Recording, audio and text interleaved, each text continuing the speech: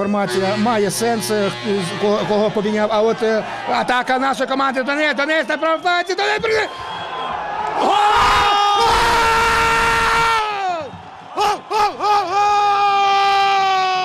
Ось наша заміна спрацьовує вдруге. Зараз Миколу Чепурського вийшов Сергій Батюк і ось з передачі... Дається Гучак!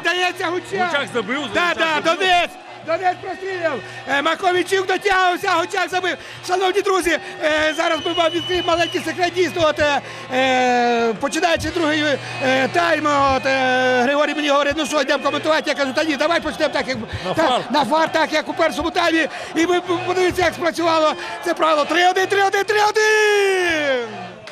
Руслан Гучак на 55-й хвилині.